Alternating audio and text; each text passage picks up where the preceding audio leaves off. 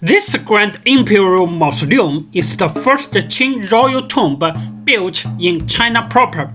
It belongs to the first Qing monarch to rule all of China, the Shunzhi Emperor 爱新觉罗福临.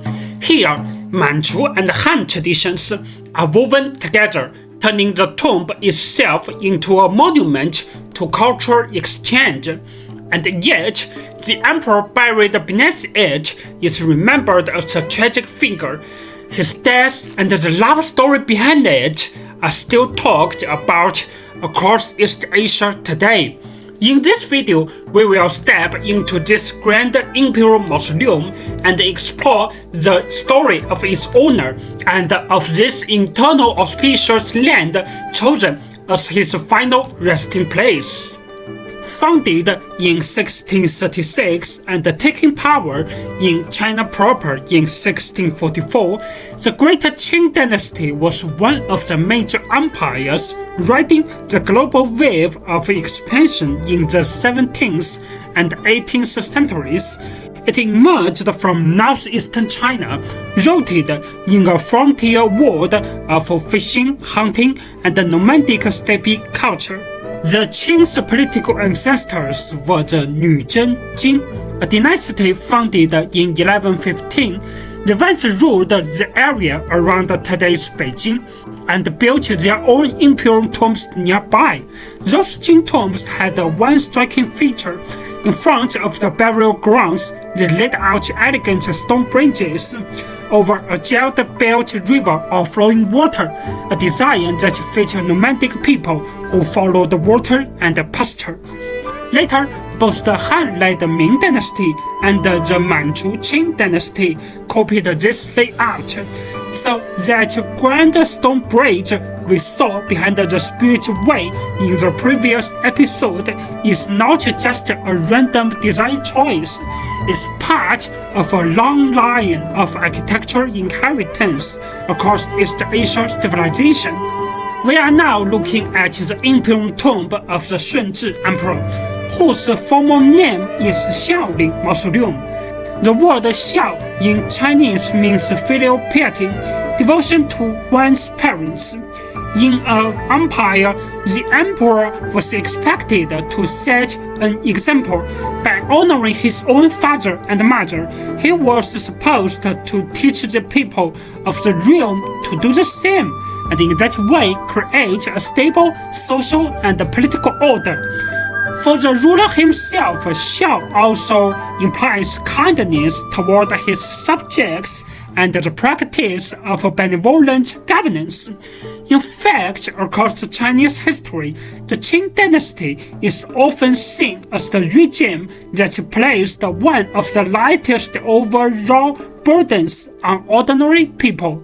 When this imperial tomb was being built in the early 1660s, the Qing state was no longer relying only on unpaid Corvée labor. The court still drafted some artisans by force, but more and more of the actual work was done by hired craftsmen and laborers. Compared with earlier dynasties, which leaned much more heavily on forced service from nearby peasants, this shift toward wage labor slightly eased the direct burden on ordinary households around Beijing. Around the same time, in 1660, the English Parliament passed the Tenures Abolition Act. The act abolished the feudal obligation to provide forced labor for royal works. On both sides of Europe and Asia, feudal labor was slowly giving way to a world run on civil and wages. In this Grand Imperial Mausoleum, the stone bridge we just saw is only one of many. Up ahead stands another three-span spiritual-way bridge, marking our formal entry into the sacrificial and inner principles of the Shunzhi Emperor Xiaoling. These bridges are beautifully carved, and the flowing water beneath them was believed by the Chinese to bring wealth and good fortune. As in other Chinese imperial tombs, the central span was reserved for the coffins of the emperor and empress. The eastern span was the path used by later emperors when they come to pay homage. The western span was for princes and high ministers accompanying the rites, also for the ordinary attendants and workers. They had to use the 5-arc flight bridge a few hundred meters away. These 3 bridges were strictly off-limits to them. In the year 1643, the Qing Empire lost its ruler, Huang Taiji. With the throne left vacant, the Qing leadership still worked through a kind of military council, where Manchu princes and generals debated and voted on major decisions. After rounds of deliberation, they finally chose Huang Taiji's 8-year-old son Filial as the new emperor of the Great Qing Dynasty. In 1644, the main capital of Beijing fell to a massive peasant uprising. At this moment, the real power in the Qing Empire lay in the hands of the young emperor's uncle, the regent Prince Do'ergun. Do'ergun ordered the Qing armies to march into the Central Plains, and they quickly defeated the rebel forces and occupied Beijing. Filial was moved from Shenyang to Beijing, becoming the supreme ruler of China. As the first Qing emperor to rule all of China, all of his honorific titles are carved in the Stele Pavilion in front of me. Inside stands a stone stele inscribed with every title held by the owner of this tomb. Since this mausoleum is not open to the public today, it is difficult for me to capture clear footage of the stele itself. When I returned to the Eastern Qing tombs in October 2025, I saw many visitors placing fresh flowers in front of the pavilion, a gesture of respect for this emperor, fortunate in destiny yet tragic in life. Why do we say the Shunzhi Emperor lived a tragic life? Because he grew up under 4 heavy shadows. First, his powerful uncle, the regent Do'ergun. Do'ergun came dangerously close to taking the throne himself, and his autocratic rule left a deep mark on the young emperor. Second, the pressure of the Manchu military aristocracy. They were united in the battlefield, but that unity also meant a collective force strong enough to threaten the throne. Third, his own mother, Empress Dowager Xiaozhuang. She held the authority to attend court and intervene in major decisions, and her political influence often limited the young emperor's room to act. And fourth, the Han Chinese scholar officials who defected from the Ming Dynasty.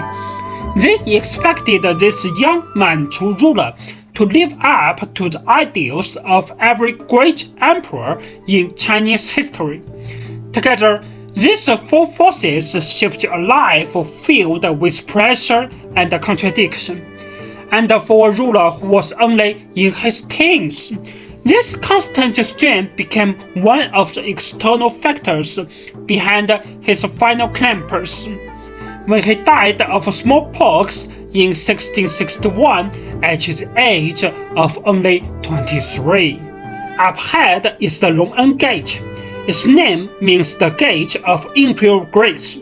It marks the formal entrance to the ritual principate, and its design reflects something deeper, the meeting point between Manchu hunting and hidden traditions, and the Han Chinese word of settled farming.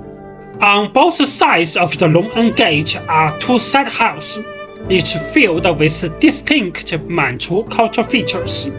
The east hall was used to prepare offerings of milk, cheese, and milk tea, staples of Manchu pastoral life.